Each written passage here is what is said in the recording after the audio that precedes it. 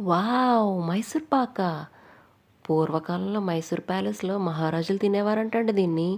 మరలాంటి block buster royal స్వీట్‌ని మనం గూడా మొదలెట్టేద్దాం రండి మరి. ముందుగా ఒక కప్పు శనగపిండిని ఇలాగే ఏదైనా జల్లెట్లో వేసేసుకొని జల్లించేసుకోండి. తర్వాత అదే కప్పుతో ఒక కప్పు పంచదారను కూడా తీసుకొని దాంట్లో వేసేయండి. మనం ఏ బాండ్లీలో అయితే చేయాలనుకుంటున్నామో దాంట్లోనే వేసేయండి ఇవన్నీ. అలాగే అదే కప్పుతో మళ్ళీ ఒక కప్పు నెయ్యి కూడా తీసుకొని కొద్దిగా లైట్‌గా కరగబెట్టుకొని దీంట్లో వేసి బాగా కలిపేసుకోండి. ఎక్కడ ఉండలు ఉండకూడదండోయ్! ఏమాత్రం ఉండలున్నా గానీ మన మైసూర్ పాక్ పాడైపోతుందండి. సో, ఉండలేమీ లేకుండా బాగా కలిపేయండి ఫస్ట్.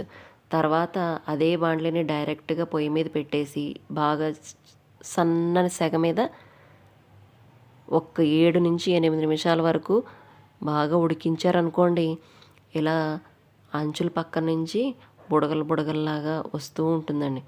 అంటే మనకి మైసూర్ పాక్ దాదాపుగా ఇంక రెడీ అవుతుంది అన్నట్టుగా సిగ్నల్ అనమాట అది.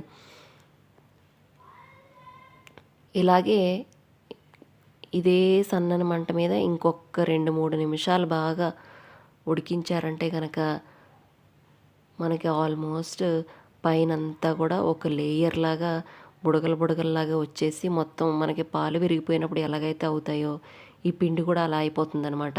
ఇప్పుడు కావాలంటే మనము కొద్దిగా పిండి తీసుకుని ఒక ప్లేట్లో వేసి చల్లారిన తర్వాత దాన్ని ఉండలాగా చుట్టామంటే ఉండ అయిపోతుందండోయ్.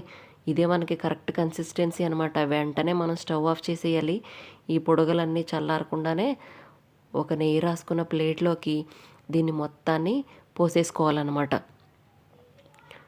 ఇలాగ మనం వేడి చల్లారకుండా ముందే ఒక చాకుతో కానీ ఏదైనా అట్లకాడతో కానీ మీరు ఏ సైజులో ముక్కలు కావాలనుకుంటున్నారో ఆ సైజులో ముక్కల్ని ఘాట్లలాగా పెట్టేసుకొని ఉంచుకోండి. దీన్ని ఇలాగే ఒక గంట పాటు వదిలేస్తే బాగా చల్లారిపోయిన తర్వాత గట్టిపడిపోతుంది.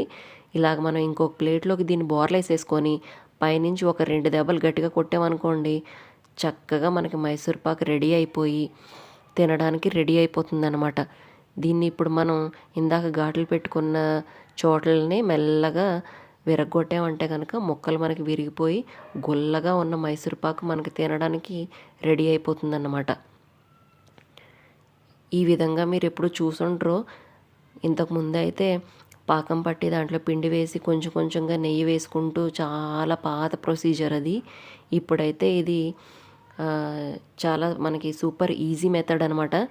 ఈ విధంగా మీరు కూడా ఒకసారి ఈ గుల్ల మైసూర్ పాకుని ట్రై చేసి చూడండి. మీకు ఇంట్లో నచ్చుతుంది బాగా. మరి లైక్ చేయండి, సబ్స్క్రైబ్ చేసుకోండి.